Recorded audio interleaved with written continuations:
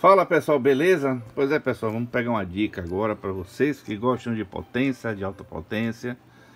Eu estou preparando uma fonte de alimentação para fazer os testes com a tensão mais alta, né? A corrente mais alta, que ainda não ficou pronta, mas tá perto de sair, tá gente? Então com isso a gente vai fazendo os testes com a fonte que eu tenho. Eu estou com essa fonte aqui com 33.8 e 33.6.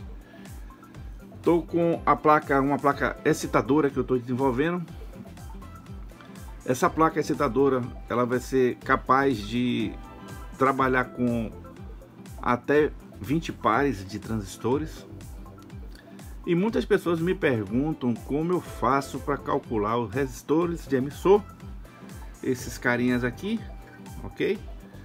E o número de transistores necessário para que o amplificador funcione tranquilamente, e depois calcular a massa dissipativa, que é para você acoplar os transistores de saída e ter o seu resfriamento aí de forma que não danifique os transistores quando você estiver dando um pau na máquina aí, tá gente? Então vamos lá, o passo a passo. Vou mostrar para vocês aqui a placa do Axe que ficou pronta. Eu tive que fazer alguns protótipos para fazer testes e graças a Deus o Axe está saindo aí breve para aqueles que já adquiriram a placa. Ela vai estar disponível aí com certeza até o final do mês de agosto, porque eu ainda vou fazer um teste preliminar nas placas. Vou ajustar ela para potência de 300 e 200 watts, que é a versão, ok? Então a versão de 200 vai usar 2 pares e a de 300 3 pares.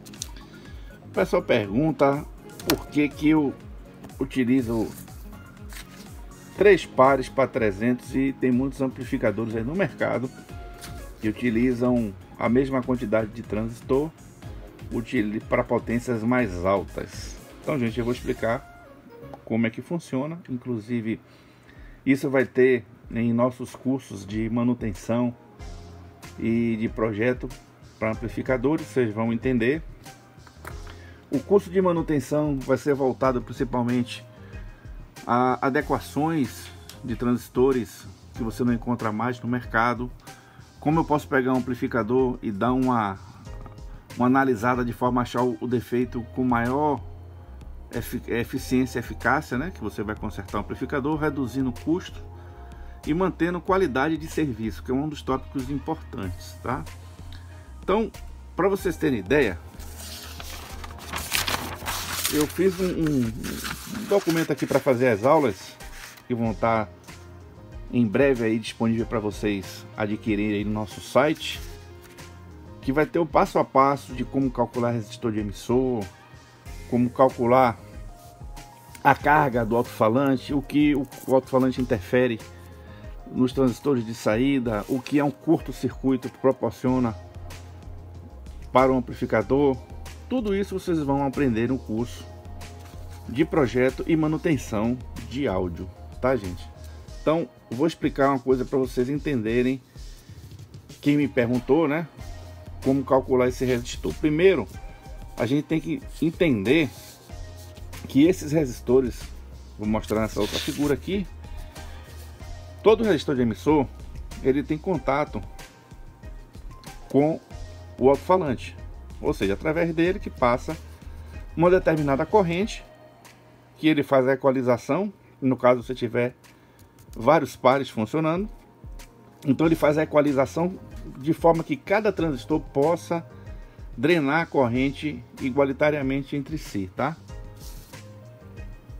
Então com isso a gente tem que calcular, a depender da característica do amplificador, o resistor de emissor. Tem a ver com beta, tem a ver com o alto-falante que você vai usar, no caso a impedância do amplificador, enfim, vai ter a ver com detalhes que você talvez nem perceba, que influencia. E normalmente eu escolho a quantidade de transistores que eu vou utilizar por projeto e depois eu calculo o resistor de emissor, porque isso também ele varia em termos da potência do resistor, ok? Eu vou dar um exemplo. Tem gente que trabalha com resistor, não sei se vocês já repararam aí nas TVs, trabalham com 10 watts dos resistores de emissor.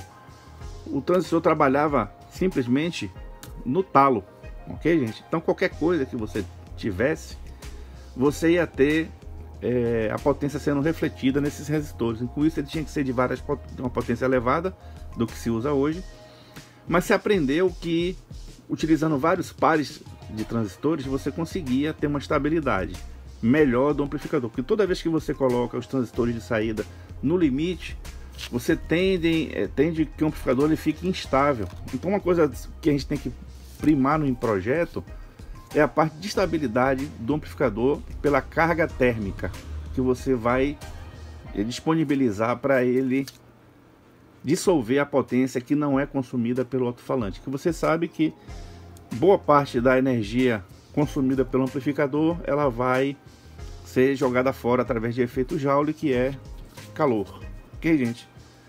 Então o que eu tenho que fazer primeiro no meu projeto? Então a visão de quem está projetando, saber qual é a potência que eu vou trabalhar com o amplificador, saber qual é a impedância mínima desse amplificador, saber qual é a tensão que eu tenho que ter na fonte para poder chegar a essa potência com essa impedância de saída, e depois disso eu começar a fazer todo o trabalho de cálculo das etapas do amplificador. Então eu vou precisar saber o número de transistores de saída para saber qual é o drive que eu vou colocar no amplificador. Depois eu saber as betas dos transistores para calcular o resistor de emissor. Então tudo isso é necessário estar já no projeto. Então o projeto você simplesmente vai fechar as contas, que a gente chama propriamente dito, entendeu? Então você tem que conhecer principalmente a lei de Ohms. Então muitas das pessoas veem que é prático você ver 0,22, 0,33, 0,47 até 0,68, mas não sabe por que o pessoal coloca esses valores nos resistores e qual motivo, o que fica melhor, o que fica pior. Então, para vocês terem uma noção, que aqui eu não tenho condições de explicar detalhadamente, é saber que quando uma energia passa por um transistor, ele chaveado, ou seja, em condução, ele vai dar uma queda de tensão de 0,7. Você vai ter a resistor de emissor somado à resistência do alto-falante. Mas a gente tem um detalhe que é importantíssimo. A impedância do alto-falante muda de acordo com a frequência aplicada no alto-falante. Então a gente adota uma frequência para que a gente venha fazer um trabalho que pelo menos você consiga chegar próximo à realidade do que acontece. E depois eu dou uma folga matemática ao resistor. Então vou dar um exemplo. Eu calculei nesse parâmetro aqui, ó, com um resistor de 1R. Então eu achei uma corrente de 1.117, a corrente que está trafegando por esse resistor. Então com isso eu pude saber a potência que eu vou escolher do resistor e vou saber se eu vou ter uma corrente maior para fazer uma distribuição através dos outros transistores. E com isso a gente faz as contas e a gente obteve. Ou seja, eu obtive nesse conjunto aqui, ultrapassando uma corrente de 5,86 amperes. Como resistor eu botei 5 e botei 4 ohms aqui, fechei um resistor de 5 ohms. Então fiz os cálculos baseado sendo um resistor de 5 ohms, fiz uma regra de 3.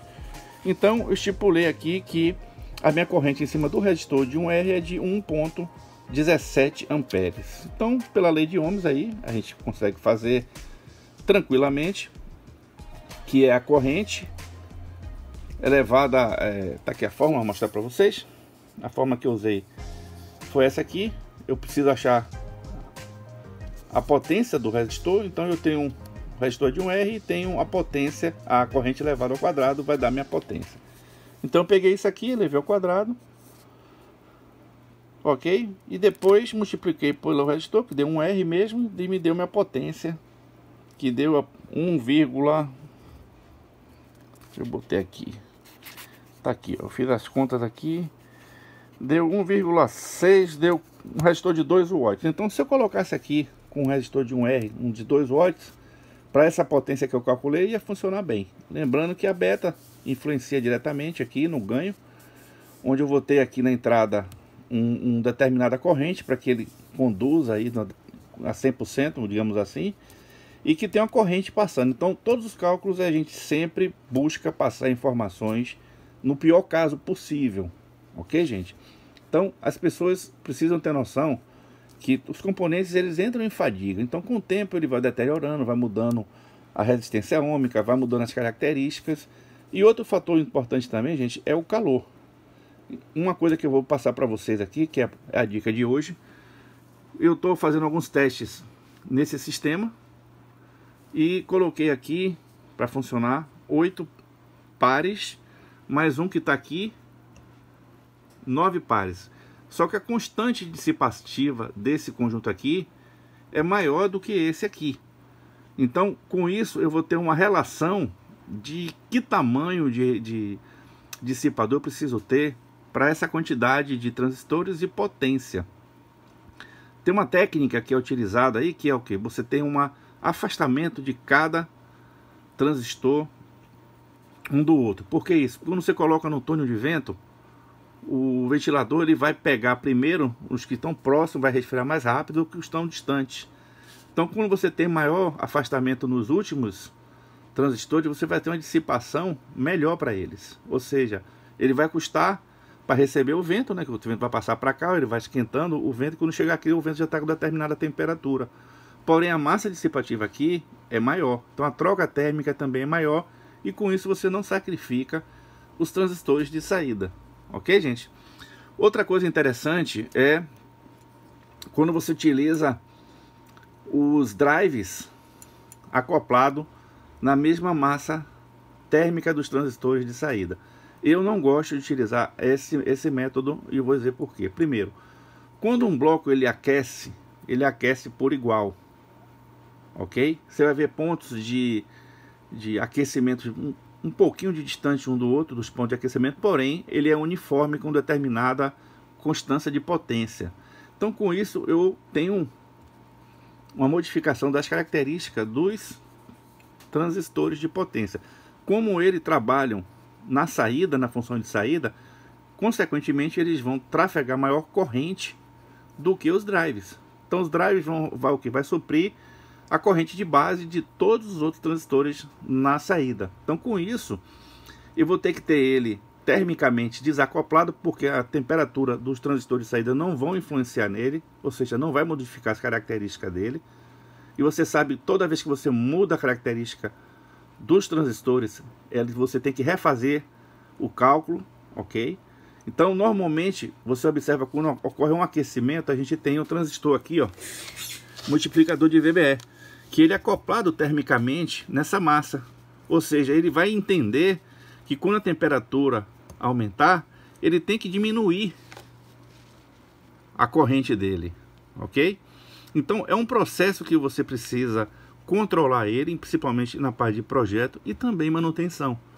E quando você troca um transistor e vamos supor, queimou esse de cá, o que é que eu aconselho? Troca todos.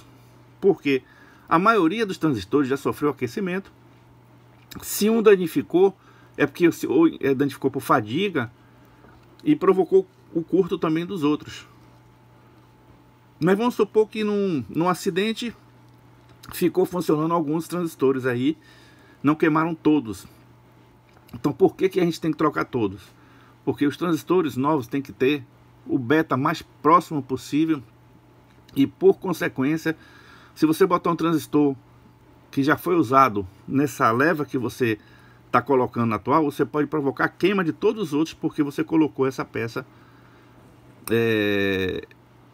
desgastada pelo tempo para funcionar em conjunto, com forma de economizar. E às vezes você tem prejuízo, porque o cara vai voltar lá com o amplificador queimado e você vai ter que consertar, porque tem a garantia que você dá. Então todos esses tópicos eu vou passar passo a passo em manutenção, por que a gente tem que trocar, o cálculo que a gente vai fazer, pegar um transistor usado, verificar se ele ainda serve para alguma coisa. Você vai fazer uma análise clínica desse transistor. Mas eu digo de antemão, 90% dos casos que você coloca transistores usados misturados com transistores novos, você tem prejuízo para um amplificador. Então, gente, o vídeo de hoje é para passar essa dica, para vocês nunca colocarem o transistor dos drives no mesmo bloco de potência, ok? E procurar sempre você ter uma carga dissipativa específica para cada transistor que vai ser com o drive, como está aqui. Então esse dissipador aqui eu consigo fazer a polarização dos transistores de saída de forma que eu tenha uma potência total dele sem prejuízos para os drives nem para os transistores de saída. Eu vou fazer um teste aqui. Eu estou testando esse amplificador aqui. Ele tinha, naturalmente, ele tem um par. E eu coloquei esse tanque para poder funcionar aqui em resistência de 2 ohms, tá? Uma resistência de 2R aqui. Então eu vou subir o sinal. Então observe aí que eu vou chegar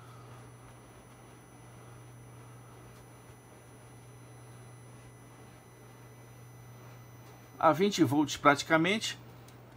Vou botar aqui com a corrente da fonte para vocês entenderem.